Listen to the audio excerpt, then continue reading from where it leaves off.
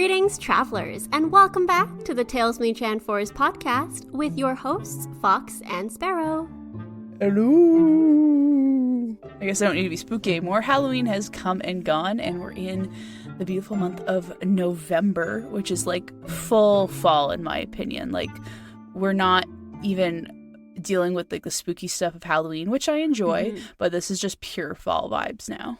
Yes, and it's a little bit of a, well, for the Americans, it's the lead up to Thanksgiving. We've obviously already had Canadian Thanksgiving. And then I think it's just winding everything down towards the holidays. Exactly. And it's the last month where everyone is super panicking to get stuff done before the end of the year. December's a little bit of that, but I feel like December's the point where people start giving up. Like, I'm not going to make the end of year goals. Let's just chill, you know? Yes. So if you've missed our last episode called Murder and Magic at Pengersick Castle, then please be warned that this is part 2 in the 2-part series on the Lords of Pengerswick. And of course, these stories are based on Robert Hunt's popular romances of the west of England, which tells 3 stories, including how Pengersick became a sorcerer, the Lord of Pengerswick, an enchanter, and the Witch of Fraddam and Pengersick. In part 2, we are going to draw a lot more from Hunt's works, especially when it comes to the witches. And in part 1, we drew heavily from William Bottrell's Traditions and Hearthside Stories of West Cornwall, which was just an expanded version of Hunt's tales and based on other legends around the Lords of Pengersick. And again, just a little warning, the spelling changes throughout, so it's Pengersick, Pengerswick, and Pengersec. So we're going with Pengersick just because that's the name that the castle is currently called. So just to make everything a bit more streamlined, we're going to go with that. So Sparrow, how did you find Murder and Magic at Pengersick Castle? What did you think of part 1? Oh, I loved it. We had murder. We had magic. We had a crazy witch stepmother, which is always a fun trope to have. We've got a villain pushing someone off of a cliff very dramatically. We had a lot of fun elements there, and I am also a sucker for servants and townspeople who are super loyal to their lords, who are like, we're going to keep this place decent. And that's kind of remember how the last episode ended. And I was like, oh yeah, good for you guys. Waiting for the people to come back. Yes. So to give everyone else a brief recap of last episode, we had the scummy Lord Pengersick who pretended to be the lover of a queen in the Far East while he was secretly married back home in Cornwall. When she came to his door after a failed civil war, he pushed her and her newborn baby off a cliff, thus leading her to haunt him as a white hare. But don't worry, the baby survived, and he was found by the Queen's crew and adopted by the captain who sailed him back to the east to raise him as his own adopted son. Then we have 20 years go by, and the Lord is now a widower looking to match his son up with the rich lady of Godolphin, who consorts with witches and is known for dabbling in poisons herself. Now, although she was madly in lust with the Lord's son, Merrick, she didn't care about him so much as she cared about the money and the inheritance, so she ended up marrying the old Lord, but she was still trying to use her potions to get Merrick into her, well, we should say. When her plans failed, she convinced her husband that it was in fact Merrick who was trying to seduce her, and her husband, being a fool, believed her and set up a plan to have his own son kidnapped and sold into slavery. As you do. Yes.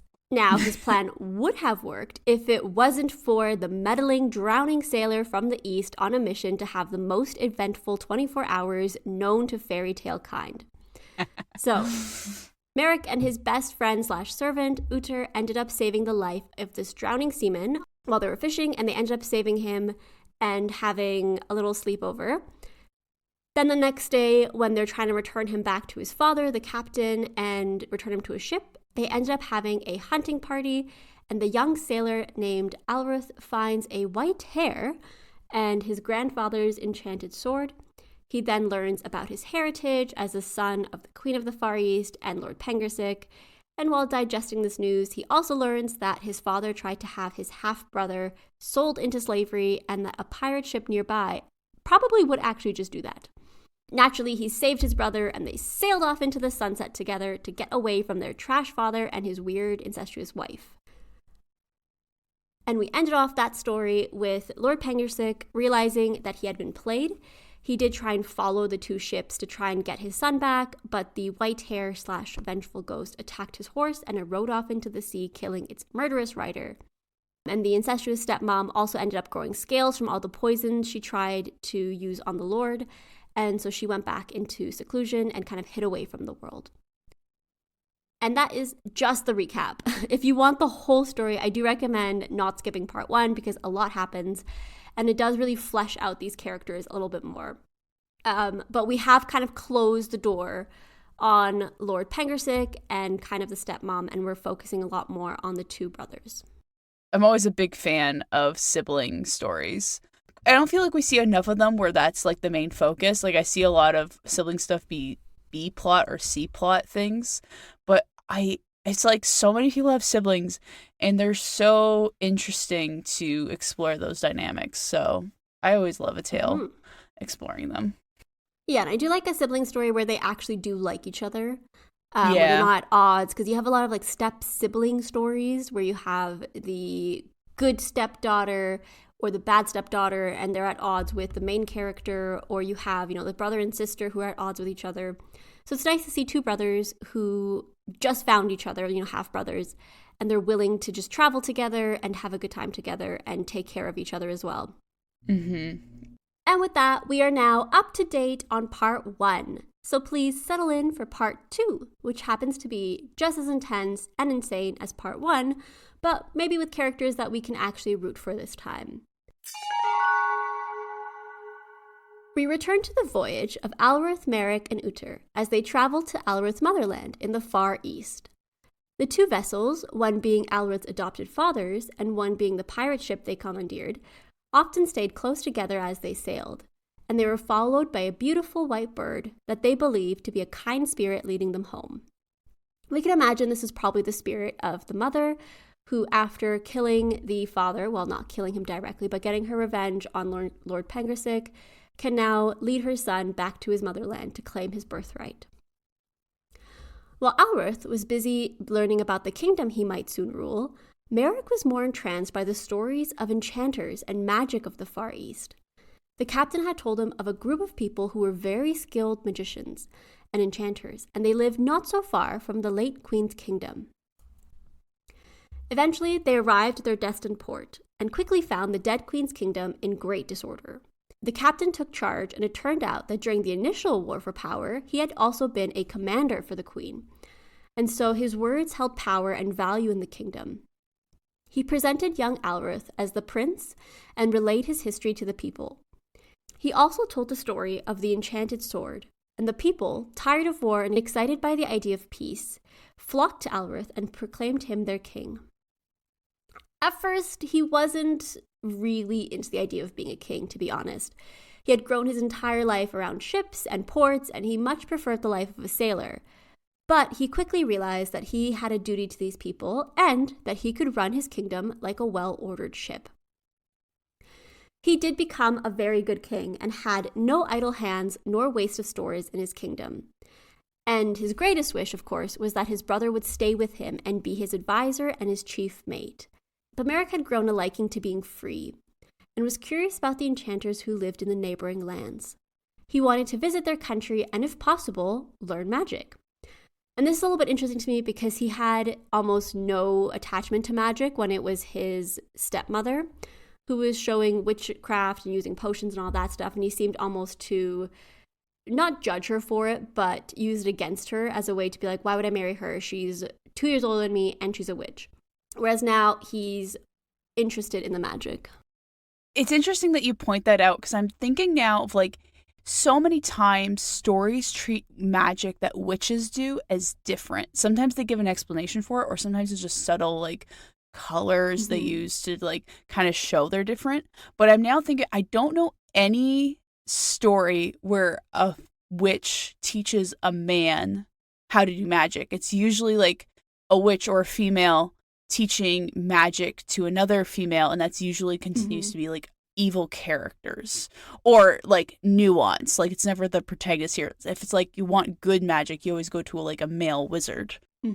Maybe it sounds obvious, but I was just thinking about that and realizing that I've only seen it in that way. So this kind of aligns with that pattern. But also, like, yeah, I get him. Like, I would want to learn magic too once you see like good, like cool people using it. It's like, yeah, I want that. Yes, and it does seem like the stepmom was more aligned with poison, because Venna was the one who, and the Witch of Fraddam were the ones who were making the potions, and it seemed like she was a bit more into the poisons aspect of it. So it could just be the two different types.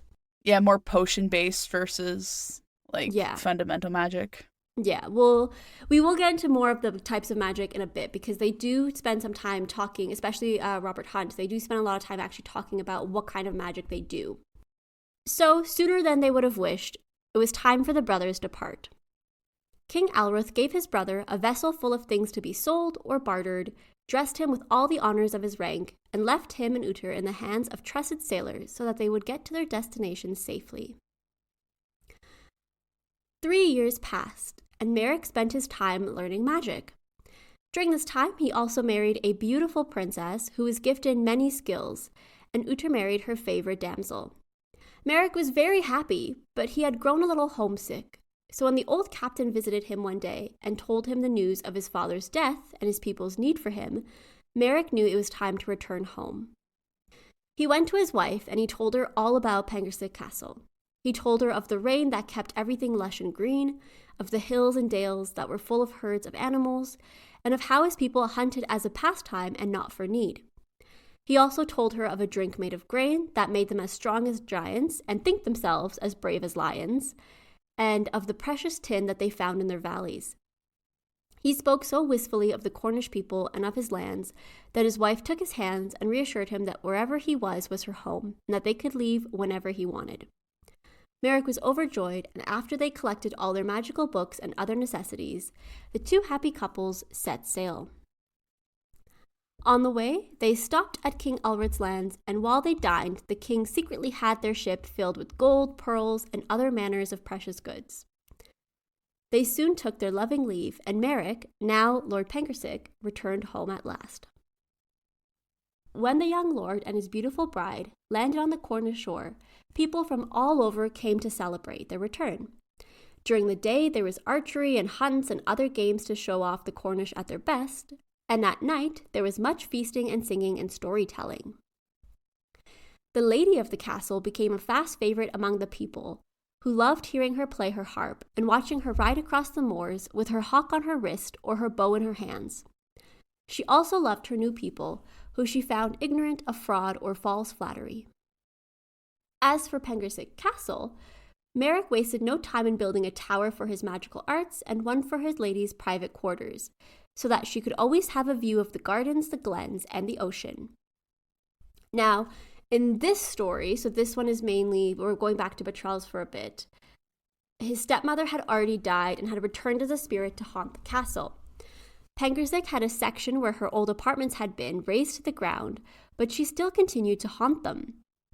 As an enchanter himself, however, Pengersick had no tolerance for vengeful spirits in his home, so he had her bound to a hole west of Pengersick Cove, called the How, where she still sometimes can be seen in the form of a large, scaly adder. So despite all those hauntings, the Lord and Lady Pengersick took to their new home and their new people. However, Merrick started becoming uncommonly attached to his sciences and spent nearly all his time on his magic, usually shut up in his tower. The only other two people allowed up there were Uther or his lady, both of whom helped him with his magic and his spells. In general, he left the management of his farms and estates to his servant Uther, and he had little care for them, especially since he could just make gold whenever he needed it. However, if you're thinking, wow, someone who can make gold whenever they want, that's pretty cool, that wasn't even the coolest thing he could do. He created an elixir or water of life, which preserved him and his wife, as well as any of their close companions, in their youthful vigor. Ooh. So essentially, an elixir of immortality. This is fascinating. Like, it actually takes into account of companions, or close companions. Like, normally, the big drawback of Elixir of Life is that you have to watch all your friends die, but this even covers that. Like, no. The people you really care about, they also get this boon. And I feel like because he only has the one other friend, Uther and his wife, those are probably the other two close companions. Yeah, but still, like, that makes a huge... You can take your friends into immortality. Great, I only have two. It's like... one of them is my wife. Yeah. I mean, still a step up from a lot of other, like, Philosopher's Stone or type deal MacGuffins to bring you immortality. Yes, and him being able to live for a very long time meant that very soon he was known far and wide as the Lord-Enchanter of Pengersec, whom everyone feared to meddle with. Even though he didn't leave his tower very often, he could still see far and wide with his magical glass, and once caught a sheep thief trying to steal from his flocks. The punishment he gave the man was that he basically froze him in place throughout the night and then freed him the next day and said, if you do it again, next time you won't leave. But that kind of just shows the level of attention that he could have to every part of his place without having to leave. That is so smart, though. Like, he didn't get violent. He's like, you're just going to suffer the night. And now you know not to do this. Yeah, like, don't mess with me. Kind of like Santa Claus. He can see you when you're sleeping and he knows when you're awake. And Merrick spent his days doing whatever he liked. It is said that sometimes he would have contests with Venna, who, if you remember, was the Witch of Fraddam's niece, who is now living in St. Hilaire Downs. And they would test the powers of their familiars or use spells and counter spells against each other. Other times, his servants would hear loud explosions and see fiery vapors that threatened to consume the entire castle, or they would hear ghastly spirits screaming. At times like these, the servants would go to their lady to help, and she would take her harp to the Lord's tower and play the evil spirits away. Now, in Hunt's version, the couple are a lot more lonely. Despite being loved by the servants, the lady was never really seen outside the castle either, and it was her sweet music or her soft voice that carried out to the people and brought them comfort or peace. And if you can believe it, in Hunt's version, Merrick was even more of a recluse. And although people saw him riding sometimes, they never really made friends with him, nor was anyone allowed in the castle except for the servants. Hunt's version also gives us the tale of the Witch of Fraddam.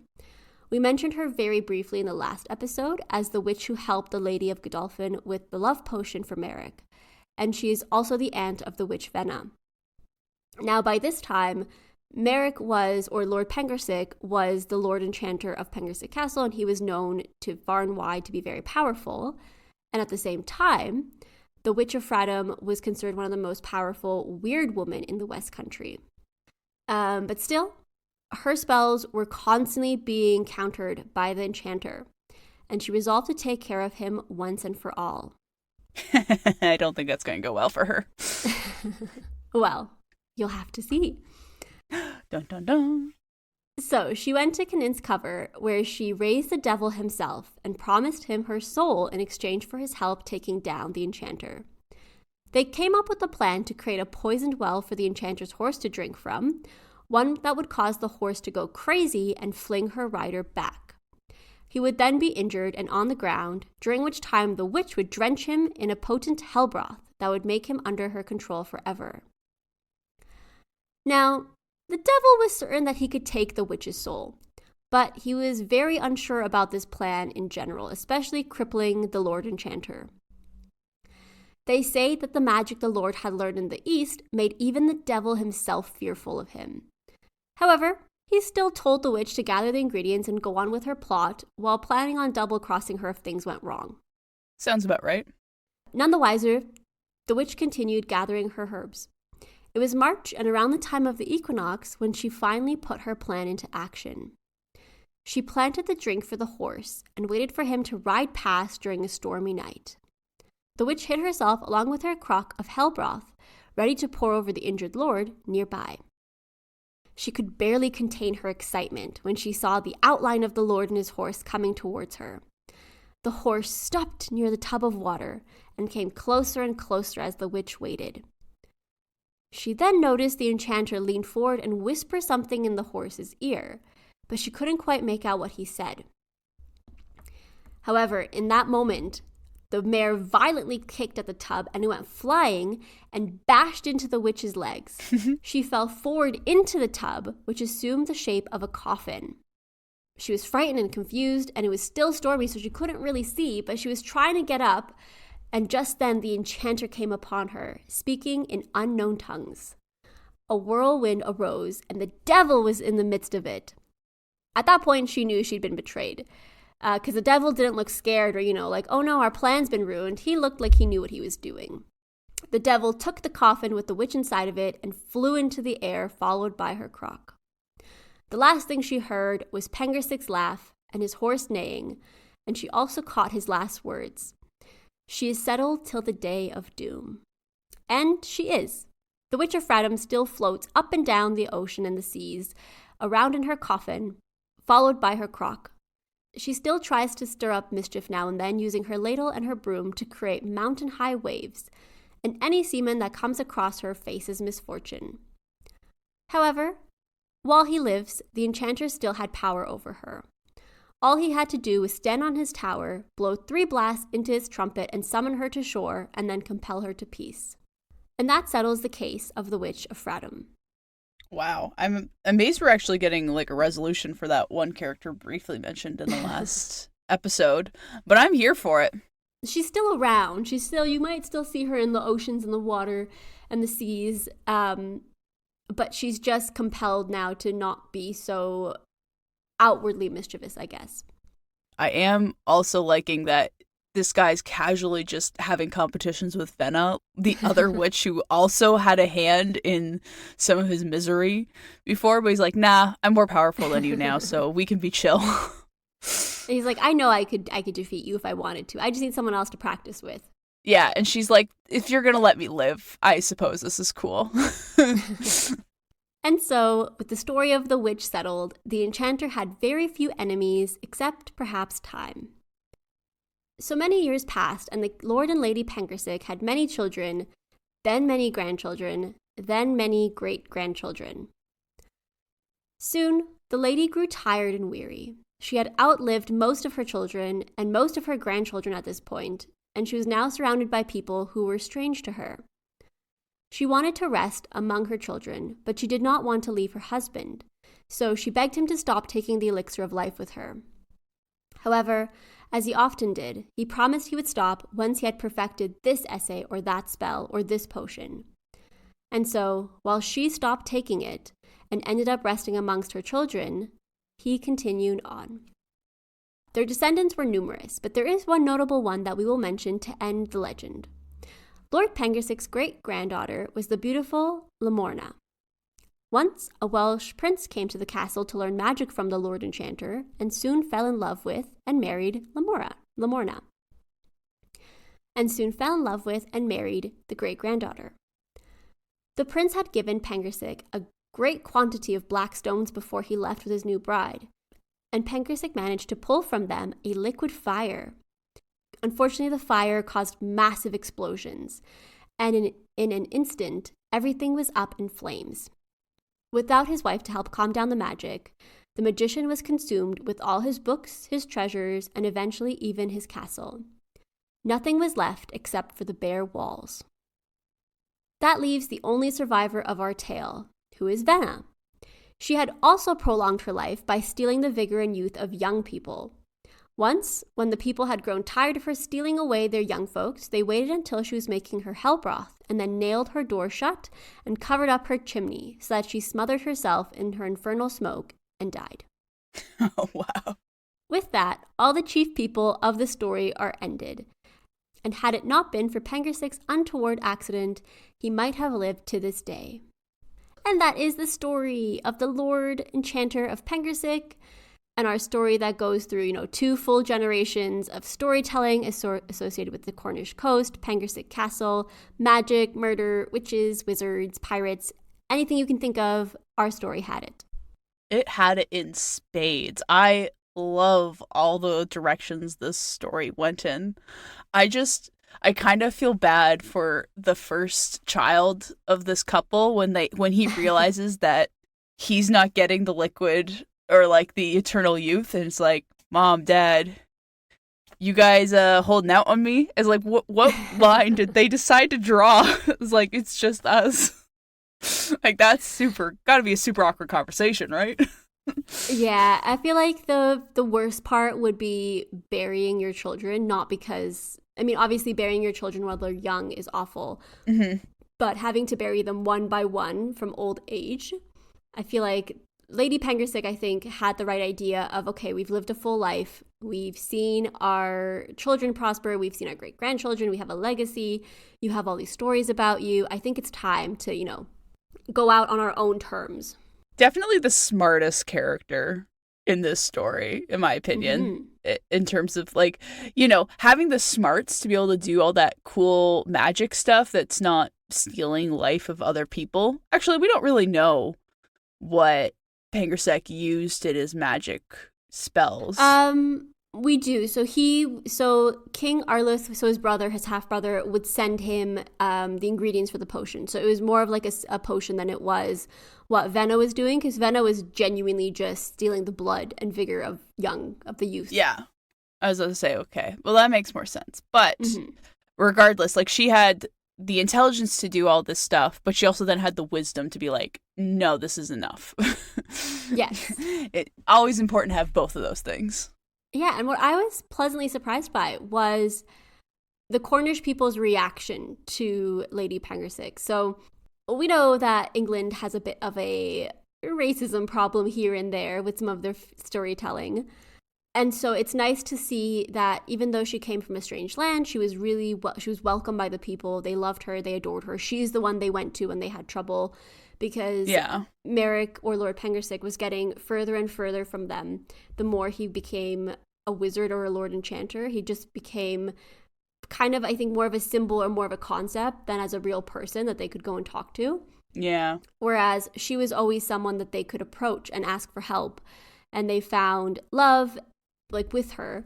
And I do like that she felt comfortable in a new land, in a strange land, because she had her husband.